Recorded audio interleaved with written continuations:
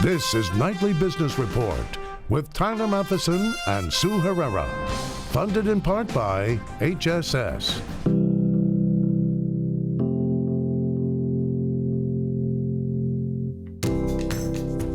Our value principles are patient first, and we want to deliver the highest quality care.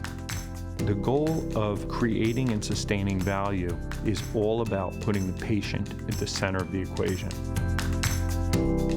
The purpose of this organization is to help people get back to what they need and love to do.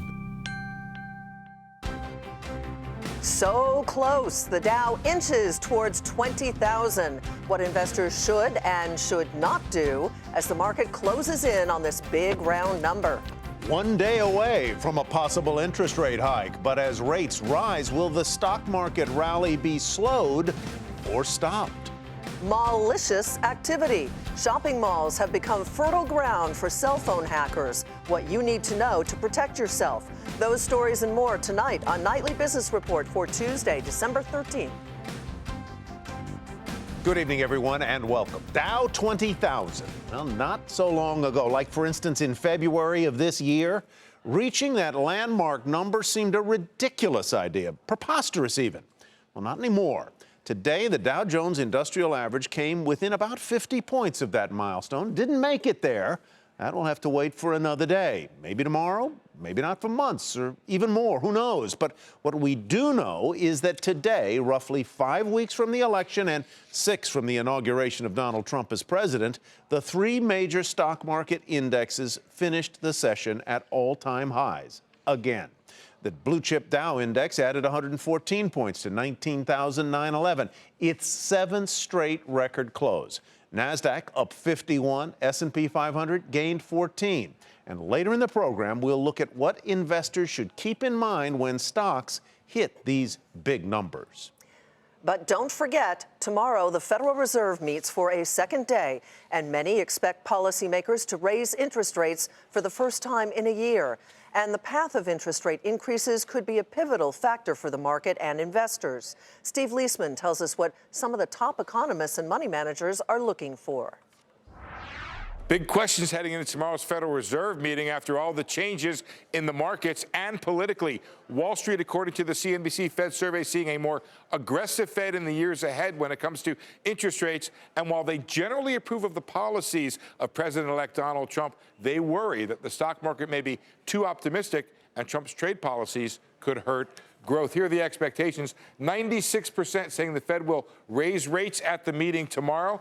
44% say the next rate hike is coming in May. And you can see when we look at the expectations for rate hikes that it's gone higher. What was 1.1% projected in November for 2017, now up to 1.3%. They see rates rising, the Fed funds rate rising to 2.1% in 2018 and all the way up to 2.7% in 2019. That's 50 basis points higher than was expected before the November meeting by our respondents.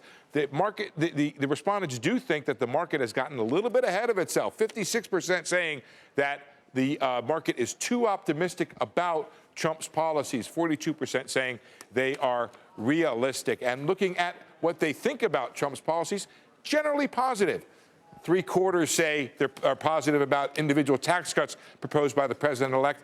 89% like the deregulation that's been talked about, and 92% they really like the business tax cuts. But looking over here, 73% have a negative view on Donald Trump's trade policy. Put it all together, and the outlook for gains in the stock market are maybe more muted than has been suggested by the recent gains. Respondents see just a 4% rise in the S&P 500 for next year and 9% by the end of 2018. For Nightly Business Report, I'm Steve Leisman.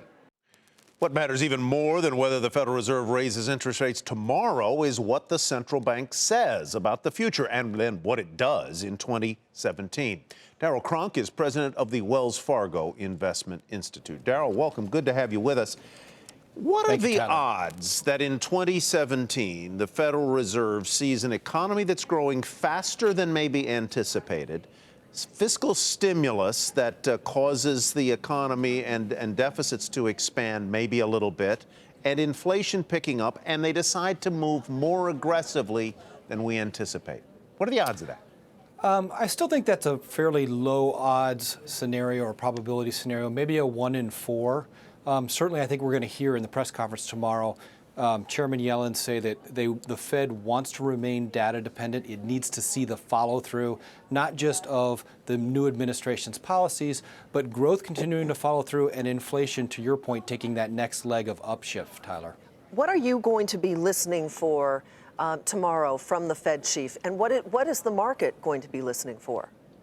So just like was outlined earlier, we will have all eyes on their expectations for this next year. I think what you will hear from them is they're not going to price in any reliance on fiscal policy, stimulus, or changes. I don't think you're going to see them price in any adjustments to trade. They're simply going to tell the message of remaining data dependent, Sue, and they want to see the data before they make any monetary action.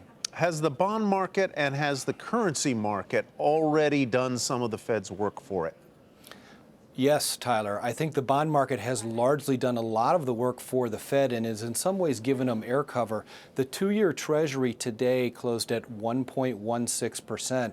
So when you think about where short-term rates have come, the Fed is actually, in theory, tomorrow playing a little bit of catch-up to what the bond market has already done. And the strengthening dollar has also done some of their work for them on tightening monetary and economic conditions. And very quickly, if indeed they do raise interest rates tomorrow, is that already factored in to this market that has had such dramatic moves to the upside recently? I think it is, Sue. You know, the Fed funds futures say it's almost 100% probability they move tomorrow. I actually think the equity markets, depending on the language in the press conference, might rally off of it or continue this rally. I don't anticipate it to be a negative event for the markets. Darryl, thank you very much for being with us. Appreciate it. My pleasure. Darryl Cronk with Wells Fargo Investment Institute. ExxonMobil's CEO is Donald Trump's pick to lead the State Department. As we've reported yesterday, Rex Tillerson is a longtime CEO and deal maker who has extensive business ties overseas.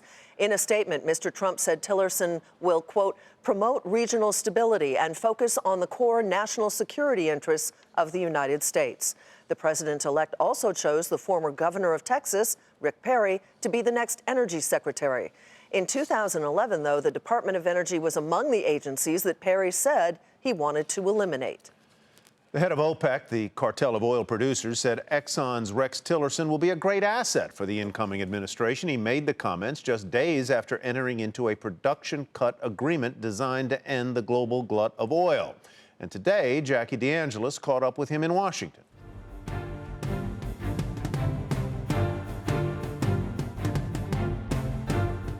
OPEC Secretary General Barkindo is in Washington, D.C. today, speaking at the Center for Strategic and International Studies. He was able to comment on President-elect Trump's nomination of ExxonMobil CEO Rex Tillerson for the position of Secretary of State.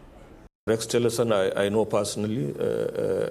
He's a very accomplished gentleman, very measured, very broad, and bringing a very wealth of experience in the corporate world. And through that experience has built a very credible network across nations, across continents. He will be a great asset. Secretary Barkindo will be in New York City tomorrow to speak with members of the Wall Street community about how everyone can work together on the progression of the energy industry. For Nightly Business Report, I'm Jackie DeAngelis, Washington, D.C. And the closely watched OPEC deal to cut production could result in an oil deficit by the first half of next year. That's according to the International Energy Agency. Oil stockpiles will decline by about 600,000 barrels a day in the next 6 months. The decision to limit supply should shrink that glut that has kept prices historically low. Today, domestic crude rose fractionally to just under $53 a barrel. One day after Bill Gates announced that he was starting a $1 billion clean energy tech fund, the founder of Microsoft met with President-elect Trump. The fund will focus on innovation to make clean energy more attractive to countries on a cost basis.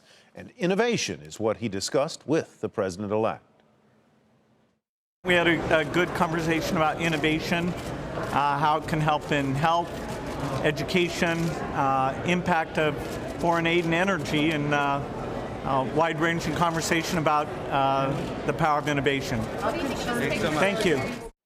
Gates said that innovation can drive down the cost of clean energy and make it cheaper than so-called dirty energy. Still ahead, why this is the most wonderful time of the year for hackers.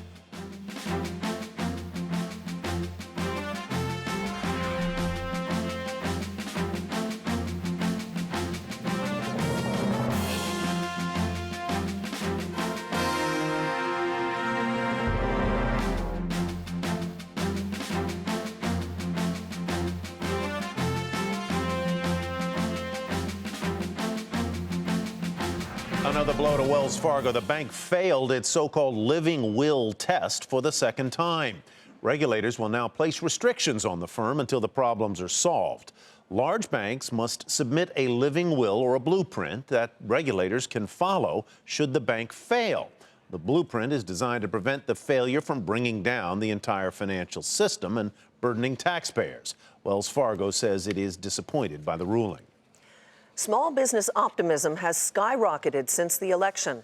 A survey of owners shows the sharpest rise since 2009, with all of the sentiment increase coming after Election Day. According to the National Federation of Independent Business, small businesses like the idea of a unified Republican government and believe they will benefit from Donald Trump's plans to cut corporate taxes. Eli Lilly cuts the price of its insulin drugs for some customers, and that is where we begin tonight's market focus. The company said it would slash the retail prices of its insulin medications up to 40% through a new discount program. Beginning in January, uninsured patients and those paying high deductibles will be eligible to receive those discounted medicines. The shares rose 1% to $68.64. Quest Diagnostics is investigating a data breach that compromised the personal information of 34,000 customers. The lab testing company said an unauthorized third party hacked into the company's network and obtained lab results and telephone numbers. Shares were up 24 cents at $91.95. Anheuser-Busch InBev will sell its Central and East European-based beer brands to Japan's Asahi Group for nearly $8 billion. Anheuser-Busch previously agreed to sell those assets to win regulatory approval for its $100 billion merger with SAB Miller. Shares were up 1% at $105.05.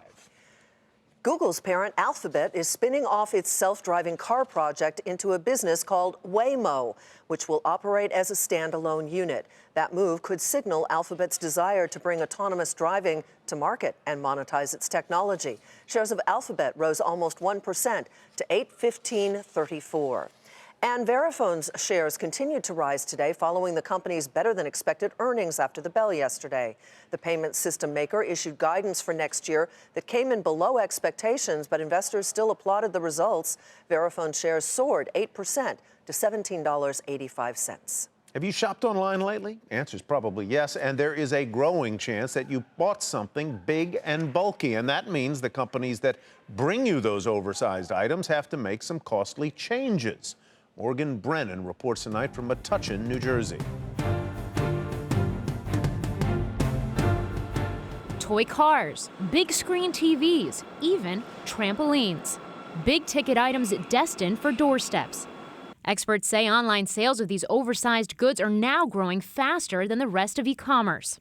FedEx's regional vice president of ground operations, Scott Burns, says these big shipments that can't fit on normal conveyor belts now comprise 10% of company volumes. It's growing. Hence leaning into non-conveyables.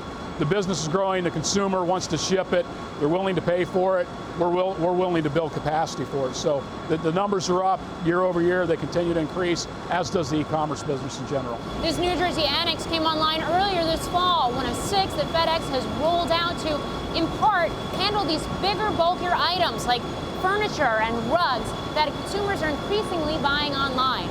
The facility can sort up to 50,000 packages per hour with specialized equipment that streamlines how non-conveyables are processed. Historically, these items require more human handling, take up more space on trucks, and often require 2 or more employees to deliver. During the peak holiday season, that additional effort can have big ripple effects as companies scramble to get hundreds of millions of packages delivered on time. Analysts say it's a double-edged sword. It's a great opportunity both on the cost as well as the profit side. As I said, FedEx and UPS are delighted with the depth that e-commerce has reached in the marketplace, but they're a little bit bedeviled by the breadth. Those items, those large items that need to be delivered and installed, the new refrigerator put together, the bicycle, the barbecue grill, requires some expertise, some extra service. That extra service means extra fees. Both FedEx and larger rival UPS have changed the way packages are priced. The oversized shipment boom has also created opportunities for smaller logistics players, with XPO Logistics, Transforce, and privately held Pilot Freight Services competing with pricing and even throwing in services, like furniture assembly, upon delivery. For a nightly business report, I'm Morgan Brennan, Metuchen, New Jersey. But if you do decide to shop the old-fashioned way and go to a mall, there are some precautions you should take, because as Andrea Day reports, hackers are lurking. Call it the holiday hustle. Hackers working overtime to get a piece of the billions spent this season. This is a great time for hackers to do business. And especially vulnerable are transactions made right from your smartphone. According to the experts at SkyCure, if you download certain apps on your device or connect to Wi-Fi at the mall, you could be opening up more than just your wallet. You have pictures, you have credit card information. All this information is at risk. The mobile security firm ran tests at the nation's busiest malls and found that just like some stores offer Wi-Fi, so do the criminals, creating fake Wi-Fi hotspots just waiting for you to connect. Every transaction that you're doing on your cell phone is actually going through the bad guys. On SkyCure's list of the top 10 riskiest malls, each one had more than 5 fake Wi-Fi networks. The Fashion Show Mall in Las Vegas topped the list with 14 bad networks. So how do you spot the bad Wi-Fi? He says criminals often put the word free in the name. We found Macy's free Wi-Fi in Denver. We found Bloomingdale's free Wi-Fi in Philly. These Wi-Fi had nothing to do with those brands. These were fake Wi-Fi networks. And malicious Wi-Fi isn't the only Scrooge in town. He says hackers are creating fake apps that look like the real deal, like this one called Amazon Rewards, found in third-party app stores not controlled by Apple or Google, and trying to lure you in with deals that don't actually exist. This looks exactly like Amazon app, uses the real logo, but in fact is stealing information in the background and sending users to fake websites with fake coupons. We reached out to all the businesses mentioned here. Amazon tells us, quote, "We encourage customers to download content only from sources they trust." The Fashion Show Mall says it takes security very seriously and does periodic audits of our Wi-Fi systems and did not find any suspicious public networks. To avoid malicious apps, only download apps from the official Apple and Google stores. And when you use Wi-Fi at the mall, any hotspot with the word free in the name is probably not a good idea. For Nightly Business Report, I'm Andrea Day. Coming up, why investors get excited when the stock market indexes hit big round numbers.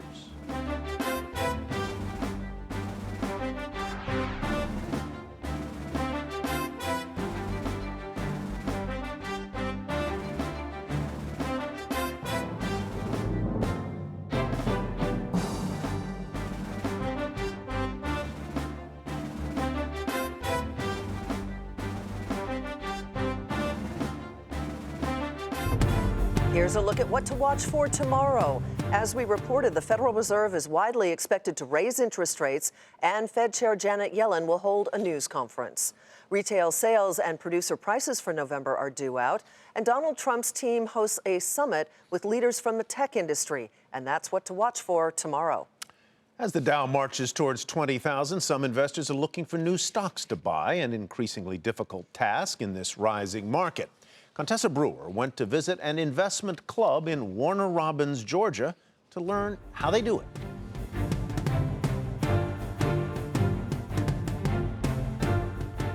As members of the Middle Georgia Investment Club file into their December meeting, they keep the small talk short and dive into some serious money business. If we had just bought this sucker up. With a $264,000 portfolio and 23% growth this year, the 11-member club is factoring President-elect Donald Trump's positions into their own.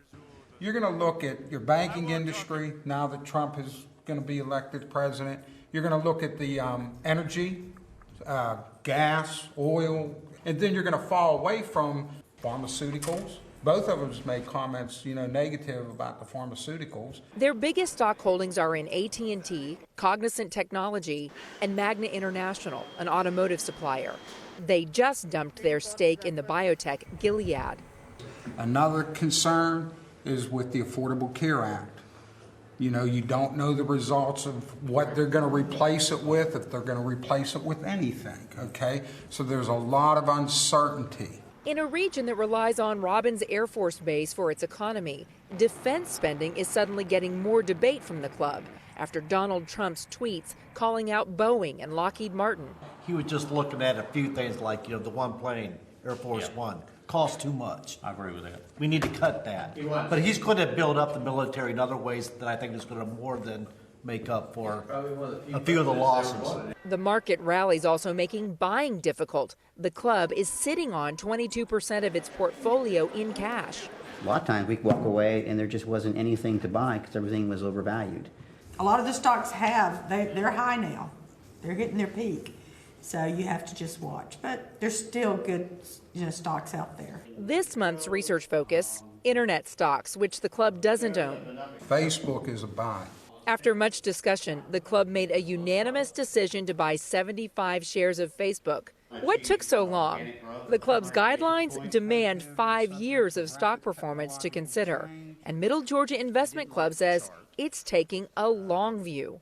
And now you're in it together, so you know that you're going to rise together or fall together. Exactly.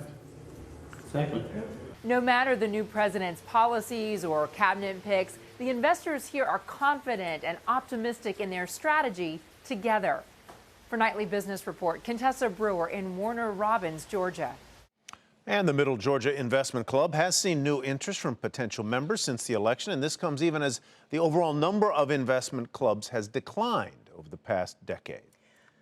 But as the Dow Jones Industrial Average approaches the 20,000 level, some investors are getting caught up in the frenzy and the excitement of the big round milestone number. But why is that, and what should you keep in mind when stocks do hit these big numbers? Frank Murtha is a doctor of psychology and co-founder of MarketPsych.com, and he joins us with some answers. Frank, welcome. Nice to have you here. Thanks very much. So what is it about the big round number that is so exciting, and it's usually on the way up, not on the way down? Yeah, that's quite true. Well, for one thing, these big round numbers like Dow 20,000, they draw people's attention. I mean, there's an awful lot of people out there who are not paying very close attention to their portfolios, but they hear, oh, Dow 20,000, boy, maybe I ought to, and how they finish that sentence can actually lead them to do something they wouldn't normally do. Mm-hmm. In addition, it conveys a sense of accomplishment. It's kind of an illusion, but it almost feels like something great has been accomplished because we've crossed this somewhat arbitrary threshold. And it also conveys a sense of completion. I think for a lot of investors looking at the stock market, especially when there's a little bit of anticipation, something like a milestone feels like a finish line. Right. It almost feels like you got to turn the page. It's a new chapter now, and it's something to be aware of. I think we in the media are obviously a little bit complicit in this problem. We probably share some of the guilt in fanning the interest in it. What typically happens after a major milestone like 10,000 or 20,000 is hit? Do people take that sense of accomplishment and say, okay, I made 20,000, I'm getting out, and does the market go down? What happens? Well, the data are mixed there. I can tell you that since Dow 10,000 came about, every successive 1,000-point milestone after that, the market actually pulled back within a month, pulled back each month, a little bit after that. Mm-hmm. So, it really does depend. There's so many X factors that lie beyond just the psychological reactions. So what should you do then? What are some of the do's and don'ts as we approach this number? How do you analyze and keep your emotions in check? Well, sometimes it can be difficult to keep perspective, but that's what this calls us to do. I mean, here's another number to throw out there, Dow 40,000. Right now, that sounds kind of crazy to talk about right now, but it was just 6 years ago, during the Obama administration, we were actually under 10. So we've come that far. That's the equivalent move of going to Dow 40,000 just 6 months from now. 6 years from now. So you want to bear in mind that these numbers can play a little bit of tricks on your mind. And the other thing is this: if you find yourself asking a question like, "Boy, if the Dow gets to 20,000, I think I might want to do X, ask yourself, why is it that I'm not doing that right now? When we're so close, yeah. Yeah. All right, Dr. Frank Murtha, thank you so much with MarketSite.com. And before we go, as we focus on that big tempting round number, here's another look at the Dow as it inches closer to 20,000. The blue chip index added 114 points today to 19,911. 911. NASDAQ, there's the NASDAQ. It was up 51 points. The S&P 500 up 14 3/4 to finish at 2271. Well, we'll be their lifeline, regardless of what happens, right? Give us a call. All right. That'll do it for Nightly Business Report for tonight. I'm Sue Herrera. Thanks so much for joining us. And I'm Tyler Matheson. Thanks for me as well. Have a great evening, everybody, and we will see you back here tomorrow. Nightly Business Report has been funded in part by HSS.